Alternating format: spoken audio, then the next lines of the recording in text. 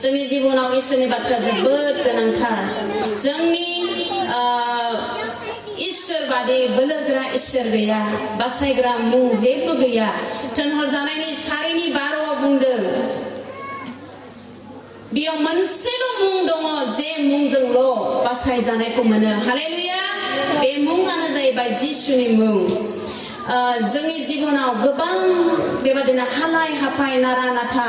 समयसाफोर सफैयो धोन दौलतफोरखौ जोंनि गोसो बादि बुथुमनो हायो समनि गेजेराव बिफाफ्रा गोबां धोखा जायो आरो जों बिमाफ्राबो बिसाफ्राबो मोनसे नङा मोनसे खारनखौ लानानै इसोरजों जों बोराबो नाथाय आं मोनसे बिषयखौ गोसोखांदों नोंथांमोननि एटेनसन देहेनखौ मोननो थाखाय आं बे उदाहरणखौ होनो हास्थायबाय आरो नोंथांमोनखौ देहेनाव लांबाय थानो हास्थायदों आलेकजेन्डार द ग्रेट जे आलेकजेन्डार सासे बियो राजा बियो मोनसे बिषयखौ बुंदों जेब्ला बियो बेबादि बिथोन होदों जेब्ला आंखौ फबनो लांगोन मोनथाम बिषयखौ खालाम डक्टरफोरखौ बियो बुंबाय डक्टर्सफ्रा आंखौ फबनो बाननानै लांनांगौ आरो जेब्ला आंखौ गोथैनि कबरस्थानाव बाक्सुजोबगोन आंनि आखाइखौ गोथै बाक्सुनि बाहेरायाव दोननांगौ आखाइ फारनैखौबो आरो जेब्ला आंखौ फबनो लांगोन लामा लामा फैसाफोरखौ गारस्रावलां बिथांनि बुंनायनि ओंथियानो जाहैबाय थैनाय समाव डक्टर्सफ्राबो लाखिनो हाया सोखानो हाया आरो जोनोमनि समाव आखाइ खालि जोनोम जादोंमोन थैनाय समाव आखाइ खालि थांफिननांगौ आरो फैसा गारस्रावहोनायनि ओंथियानो जाबाय थैनाय समसिम थैनायनि उनाव बे फैसाया मुंबो लाब गैया आरो बे फैसाया जोंनि जिउखौ गोजोन होनो हाया होननानै अनजाग्राफोर दिनै नोंथांमोननि गेजेराव बे जुबिलिनि गेजेरजों आं मोनसे गिदिरथार अननायनि गाहाम रादाबखौ फोसावनो लाबोगासिनो दं आं नोंथांमोनखौ सोंखारिनाय नङा नोंथांमोननि गेजेरावबो गोबां दङ गोसो सोलायनो लुबैनाय बासायजानायखौ मोननो लुबैनाय गोबां दङ नाथाय मा राहायै बेखौ बुजिनो हायाखै सोरहाबा जानो हागौ आं फाखिखासै आं उदाय खाला बिनि थाखायनो पापाव गोदोबाय थादों नाथाय जिसुआ पापिखौ नागिरनो फैदोंमोन दिनै बे जुबिलिनि गेजेरजों गाहाम खौरां अननायनि खौरां गुड निउसआ फैदों हालेलुया गोसोखौ थाम-थिम खालाम जोङो टिमखौ खनसे फरायनानै दोननि इतिहासनि 16 अध्याय 29 पद जोङो बेखौ आं बिनिफ्राय फरायहरसै फोरबोखौ हामबाय होनदो मानोना बियो गाहाम मावग्रा बिनि अननाया जोबनो गैया बेनो जोंनि गाहाय टीम जों इसोरखौ जोबोद हामबाय होनबाय 25 बोसोरसिम नोंथांमोननि अदालगुरि गामिखौ इसोरा खांबोबाय नांगौफोरखौ जगायबाय बासायबोबाय गोबां स्किटु सुबुं दिहुनबोबाय बेसे इसोरनि अननाय आरो बे इसोरनि अननाया जेब्लायबो नोंथांमोनजों लोगोसे दं जेब्ला नोंथांमोना इसोरखौ खुलुमनो सिबिनो नागारनाय नङा दा जोङो शुक्रबार मोनाबिलियाव जुबिलिनि मोनसे इन्ट्रोडक्शनखौ जों नायदोंमोन जुबिलिया माब्रै जागायजेनदों जुबिलिया बुंनो थाङोब्ला जुबिलिनि सोमोन्दै जों गोथौयै मिथिनोब्ला साबातनि सोमोन्दै जोङो स्टाडि खालामनो गोनां साबात जे साबात डिनोमिनेशन दं आं बेखौ बुंनो थाङाखै साबात जिरायनाय सान बेखौ जोङो नायोब्ला नुनो मोनो ओंखारलांनायनि सल्लनि 26 पदआव बेयाव इसोरा इस्राएल जातिफोरखौ साबातखौ मानिनो थाखाय बियो हुकुम होदों आरो बेयाव जोङो नुनो मोनो बे साबात भाषा जाहैबाय इब्रायनि भाषा आरो बे साबातआ मा 7 दिनाव इसोरा गावनो बोर होनानै जिरायदों आरो बे इब्रायाव जे साबात बुंदों बेखौ सेबा होननानै बुङो सेबा माने जिरायनाय एबा खामानि जोबस्रांनाय दानिया अनजाग्राफोरा आं मानो बेखौ बुंनो हास्थायदों होननानै बुङोब्ला जिरायनाय दिनखौ इसोरा गोथार होननानै बियो होदों आरो बेजों लोगोसे जों नुनो मोनो हुदा बिजाबनि 5:15 इसोरा होनदों इस्राएल जातिफोरखौ गोसोखांथियाव लाबोनो थाखाय जे गोबाव बोसोर बिसोरो मिस्र हादराव बान्दा बान्दि जानानै गोबाव बोसोर लेंबैनांदों खस्थ' भुगिनांदों बै खस्थ'निफ्राय गहोजानायखौ मोननायखौ गोसोखांहोनो थाखाय बे साबात दिनखौ इसोरा फालिनो होदों दा बेनिखायनो बे साबात दिनखौ जोङो दिनै ख्रिस्टियानफ्रा जिसु ख्रिस्टनि थैनानै सिखांफिननाय गोदान रदाय निउ कभेनेन्ट हिसाबै जोङो फालिदों बेखौहाय जोङो रमिय'नि 4:25 पदआव नायोब्ला नुनो मोनो जिसुआ सिखांफिननानै जोंखौ धार्मिक खालामबाय आरो गोजाम रदायाव इसोरा मानो बे साबातनि दिनखौ होदोंमोन होननानै बुङोब्ला बेयाव जों नुनो मोनबाय साबातखौ इसोरा मानो थाखाय होदों रंजानाय गोसोजों फालिनो थाखाय मानोना बे साबातनि समाव गहोजानायनि समाव लेंबैनायनिफ्राय इसोरा गहोबाय दिनै जोङो नुनो मोनो जोंनि गोबां सुबुंफ्रा लेंबैनाय पापाव जे जों जानानै दंमोन गहोजानायखौ मोनाखैमोन बेखौ मिथियैयाव गोबां मानसिया रबिबार सानखौ गोथार सान होननानै फालिनो हायामोन गोब्राब मोनो जोंनि गिर्जाफ्राव गोबां खालि बेन्च थायो आरो 2 नाम्बाराव मानि थाखाय होदोंमोन होनना बुङोब्ला गासै मोदोमनि मेंनाय मावनायनिफ्राय टेनसनफोरनिफ्राय जिरायनो थाखाय बे रबिबार सानखौ होदोंमोन आं साबातखौ लायाखै डाइरेक्ट जिसु ख्रिस्टनि थैनायनि उननिफ्राय जे गोदान रदाय बेखौ जोङो रबिबारखौ मानियो आरो 3 नाम्बाराव इसोरा मानो होदोंमोन होनना बुङोब्ला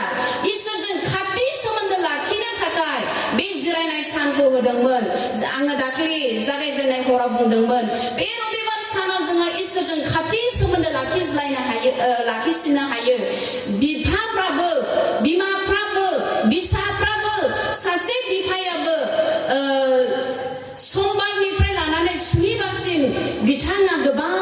रां खामायनायाव बेस्थ'ता थायो नाथाय बे दिनाव बाइबेल फरायनायजों आर'ज खालामनायजों बिसाफोरखौ आर'जआव दैदेननायजों बे रबिबार सानखौ जोंनि बिफाफ्रा बाहायनांगौ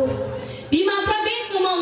जानाय लोंनाय मावथ्र'बनायजों सम मोना जानो हागौ नाथाय बे सानाव बिफाफ्रा बिसाफोरखौ इसोरनि खाथियाव लाबोनो गोनां जोहोलावफ्राबो बे दिनाव बांसिनै बाइबेल फरायनायजों प्रेयार खालामनायजों बे समखौ बिथायनो गोनां आरो गोबां जोंनि बिफाफ्रा सोरबा जब्रा जानानै दं नामा मण्डलिनि गेजेराव सोरबा माबा मोनसे बिपदाव गोग्लैनानै दं नामा बेफोरखौ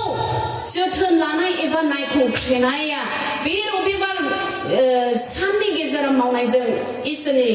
खाथियाव जोङो बांसिनै सोमोन्दो लानो हायो आरो बेजों लोगोसे जों नुनो मोनो जोंनि दिनै बिफाफ्रा इसोरनाव गावनि फिसाफोरखौ दैदेननाया खालि बिमाफोरनिल' खामानि होननानै सानबाय आरो बांसिनै जोंनि बिमाफ्रा बिसाफोरनि थाखाय आर'ज गाबनायजों उपवास लानायजों इसोरनाव लाबोगासिनो दं नाथाय बिफाफोरहाबो दायित्व दङ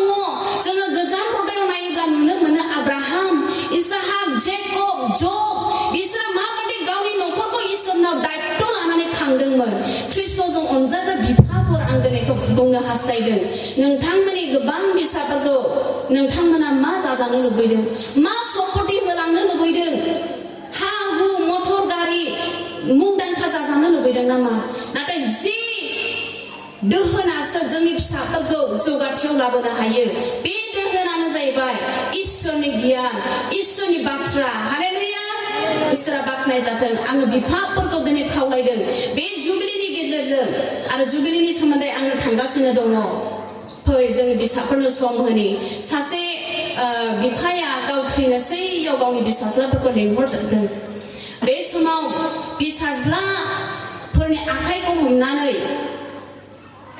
बिफाया गाबदों फिसाफोर आङो नोंसोरनो गोबां सम्पति होलांनो हायाखिसै बिसाज्लाया बिफाखौ खुदुमनानै बुंदों आफा नोंनिफ्राय आङो गारि मटर लुबैयाखै गारि मटरनिख्रुइ 50 lakhs डिप'जिट फैसा रां दोनथुमनायनिख्रुइ जे गियानखौ नों आंनो होलांबाय बे गियानानो बयनिख्रुइ देरसिन होननानै बिफाखौ बाइबेल थिखांनानै बियो फुदुंबाय इसोरा बाख्नाय जाथों दिनै बेबादि जोंनि बिसाफ्रा बुंनो हागोन ना हाया ख्रिस्ट'जों अनजाग्रा बिफाफोर बेनिखायनो हिनजावफोर हास्लाबैयाव जों नोंथांमोन बिफाफ्रा हेफाजाब होनांगोन आरो मानि थाखाय बे जिरायनाय सानखौ होदों होननानै बुङोब्ला इसोरनि अननाय जगायनाय दैदेननायाव मावनायाव भरसा खालामनानै सोनारनो थाखाय बे जिरायनायनि दिनखौ होदों नाथाय बे जिरायनायनि दिनावबो इसोरनाव भरसा लाखियालाबानो बिनि अननाय खांनाय दैदेननाय सोखा जानायफोरखौ बावगारनानै रबिबार दिनावबो बबेबा बेफार फालांगियावसो थांनो गोसो जाबावो आरो बांद्राय संसारनि लुबैनायनिफ्राय जिरायहोनो थाखाय बे रबिबार सानखौ जोङो फालिनो थाखाय मोनदों जोंनाव गोबां लुबैनाय दं खामायब्लाबो थोआ बेबादि आरो लास्ट पइन्टआव दङ जाहैबाय मानि थाखाय बे जिरायनाय सानखौ होदों होनब्ला गासै सोरजिनायफोरखौ जिरायहोनो थाखाय हालुवा आबादारिफोरा रबिबार सानाव फोथाराव हालेवालाबानो आबादथिलियाव हालेवालाबानो मोसौफोरखौ जिरायहोयो आरो हाफ्राबो जिरन मोनो क्रिएटर्स गासैबो सोरजिजानायफ्रा रेस्ट मोननायनि थाखाय इसोरा बेखौ दोनदों दिनै थेवबो जोङो मिथिगौ रबिबार सानसे बेफार फालांगि खालामाब्लाबो रबिबार सानसे खामानि मावाब्लाबो इसोरा जथेस्थ जोंनो जगायखागोन होननानै जों मिथिखागौ रबिबाराव सानसे खामानि मावाब्लाबो गोनां गिदिरसिन जासिनाय नङा बेखौ जों मिथिगौ थेवबो बे जिरायनाय सान रबिबार दिनखौ जोंनि गोबां बिफाफ्रा जोहोलावफ्रा सिख्लाफ्रा बिमाफ्राबोनो जोङो दिनै फेलें खालामबोगासिनो दङ बेनिखायनो बे जुबिलियाबो दिनै गिदिर जोंनि गेजेराव ओंथि लाबोगासिनो दङ जिरायनाय सानखौ जोङो माबादि गुरुत्वयै बाहायनांगौ बेखौ जोङो मिथिनांगौ मानोना जोङो ओंखारलांनायनि 5:15 नायबाय गिदिर सैनांनाय लेंबैनांनायनिफ्राय सखल जानायखौ मोननानै इस्राएलफोरनो बे रंजानाय गोसोखौ होनो थाखाय लेंबैनांनायनिफ्राय गहोजानायखौ मोननायखौ गोसोखांहोनो इसोरा बे समखौ होदोंमोन जोंबो थाबोनाय सानफोराव गोबांनि न'खरफ्रा लेथेर फेथेरमोन मोजां जि मोनगानबोआखै जोंनि गोदोनि बिमाफोरनि संसार जाबोनायफोरखौ जों खोनाब्ला सोरबा हायावनो जिगाब बनानै उन्दुनाङोमोन सोरबा गय खलथायावसो बनानै फिसाफोरखौ दखना फिनसिनानै जोमहोबोयोमोन ओंखाम बोथिसे थोजासे गैयामोन हाग्रानि थादुन लायनानै रुनानै जाहोफैयोमोन बायदि रोखोमनि खस्थ'जों जोंनि गोदोनि बिमाफ्रा खांबोदों गोदोनि बिमाफोरखौ जमा खालामनानै फिसाफोरखौ माबादि खस्थ'यै खालामबोदों बिनि सोमोन्दै जों सोंब्ला जों मोननो हागोन गोबां खस्थ'मोन नाथाय इसोरा दिनै जोंनो राहा होबोबाय जों बेखौ हामबाय होनांगौ जों मैयानि समाव हामबाय होननाय थेंक्स गिभिंनि सोमोन्दै रायज्लायबाय आङो गले हामबाय होनदों जे जोंनि अदालगुरिनि ख्रिस्ट'नि लिडार्सफोर बिथांमोना टीमखौ रानै होदों जेनेरेल हिसाबै होब्ला एसे बुंथिगिरिहा प्रब्लेम जायो युथ्सफोरनि सेसन मोनसे वुमेन्सफोरनि सेसन मोनसे ओमफ्राय थेंक्स गिभिंनि थाखाय जुबिलिनि थाखाय आं जोबोद मोजां मोनदों दा ख्रिस्ट'जों अनजाग्राफोर फै जोङो दानि जुबिलियाव थांदिनि जुबिलिनि सोमोन्दै नोंथांमोना मोजाङै फरायनानै बुजिनो लुबैदोंब्ला लेबि बिजाबनि 25 अध्यायावहाय बेयाव मोजाङै लिरनाय दं लेबि बिजाब 25 अध्याय 8निफ्राय अराय फरायलाङोब्ला नुनो मोनगोन दा जुबिलिनि सोमोन्दै आङो बुंनो थांनोसै गोबां मानसिफ्रा जुबिलि होननानै बुङोब्ला मा बुजियो मोसौ माबसे स्टार्टखो दाउला खासि माबसे फैखो बेदरा खुरैबसे मोनजाखो बेसेबां लाखनि साजायखो साबसे दामि आलासिफोरखौ लिंहरनो हाखो बायदि रोखोमनि आन्डारस्टेन्डिं अफ जुबिली गुबुन रोखोमनि मानसिफ्रा बुजियो नाथाय jubilee is not all about how much you spend जुबिलीया बेसेबां खयथा मोसौ स्टार्टनानै जाग्लुंनो हाखो जाग्लुंनो हाखो रंजानो हाखो बेसेबां दामि आलासि लाबोनो हाखो बेबादि नङा जुबिलीनि मेन ओंथियानो जाहैबाय बेयाव मोनसे गहोजानाय नागारजानाय निमाहा होनायनि सम जानाय लोंनाया जोंनो नांगौ बयबो जानाय लोंनायखौ जोङो मोजां मोनखायो जुदि जुबिलि जानानैबो मासेबो अमा सिथाराला खालि सयाबिनल' जाहैयोब्ला जोंनि फोथायारिफ्रा माबायदि मोनगोनलाय अमासि मोनगोन जानाय लोंनाया जोंनो नांगौ नाथाय जों जुबिलिनि सोमोन्दै बुजिनायनि बियन बिनि बांसिन मोजांथार ओंथि दङ जुबिलियाव बे जुबिलिखौ अन्नानै सोरबा मोनबायब्ला फरायनानै हरनाय लेबि बिजाबनि 25 अध्याय 8 पद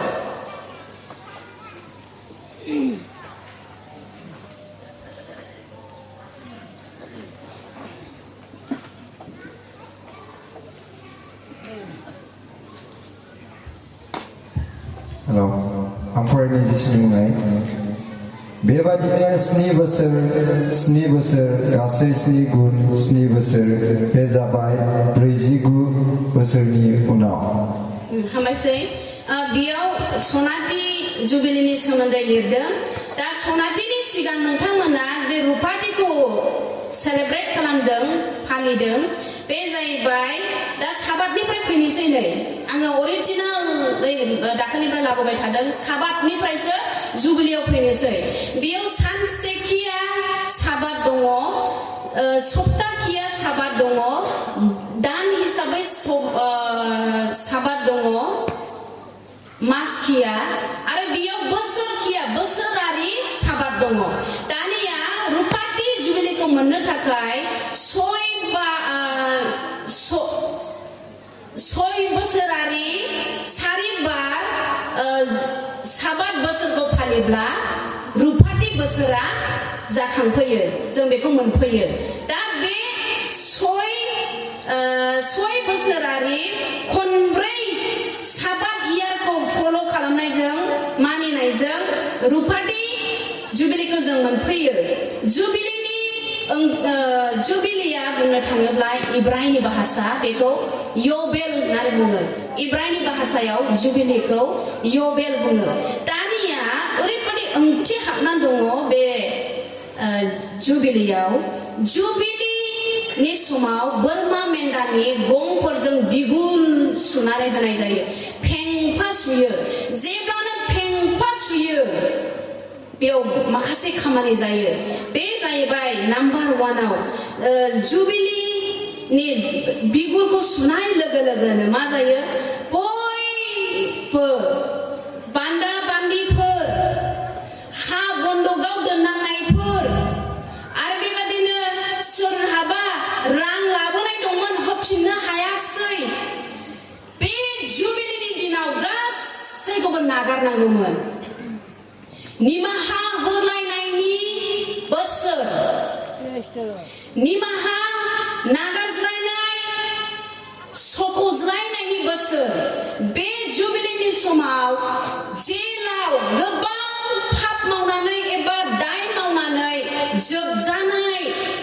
सुबुंफ्रा गस्राङोमोन आरो बे जुबिलिनि बोसोराव जायफोरनि हाया गुबुननि आखायाव दंमोन सुख'नो सानबाबो सुख'फिननो हायाखिसै जाय मालिकआ बे हाखौ बन्दक लादोंमोन बे बोसोराव जुबिलिनि बोसोरावहाय बिसोर नागारजोबनांगौमोन लेबि बिजाबनि 25 अध्यायखौ नोंथाङा ओरै फरायलांब्ला नुनो मोनगोन दा अनजाग्राफोर जुबिलिनि गेजेरजों गोबां मानसिफोरनि गहोस्रांजानाय हा हु बन्दकआव थानांनाय ओमफ्राय मा गोबां लेंबैनांनाय बेफोरनि गस्रांनायखौ जोङो नुनो मोनो निमाहा होज्लायनायखौ जोङो नुनो मोनो दिनै जोंनि गेजेराव बे जुबिलिनि गेजेरजों इसोरनिफ्राय नोंथाङाबो निमाहा मोनबाय बेखौ मिथिनो गोनां आरो गावजों गाव बे जुबिलिनि गेजेरजों जोङो निमाहा होज्लायनो गोनां सोरबाफोर दिनै बे समसिमाव बोराबज्लायनानै दं नामा सोरजोंबा गोखा जालायनानै दं नामा जों निमाहा होज्लायनि एफेसुसनि 4:26 आव लिरदों नोंसोर बोराबब्लानो पाप दाखालाम बोराबनायजों नोंसोरनि सानफ्रा दाहाबलांथों दिनै गाबोन जोंनि समाजाव मा जायो गोखा जाज्लायनानै मास बारलाङो बोसोर बारलाङो थैनोसै समसिमावसो सिमान जाज्लायो गाबगुज्लायो खमा बिलायो निमाहा होलायो नाथाय थैनोसै समसिमावसो जुदि निमाहा लाज्लायोब्ला इसोरनि जे नोंथांनि जिबनाव नखराव समाजाव मण्डलियाव गोबां आशीर्बाद गोग्लैनांगौमोन बियो गोमानानै थांबाय बेनिखायनो जों ख्रिस्टियान जिबनाव जोङो गावजों गाव निमाहा होज्लायनांगौ दानिया मेन पइन्टखौ आङो बुंनो हास्थायबाय बे जुबिलिनि गेजेरजों निउ टेस्टामेन्ट गोदान नियम एबा गोदान रदायाव जोङो थांनि बेखौ आङो बुंनो हास्थायदों जुबिलिया बुंनो थाङोब्ला एक्जेक्टलि जिसु ख्रिस्टआ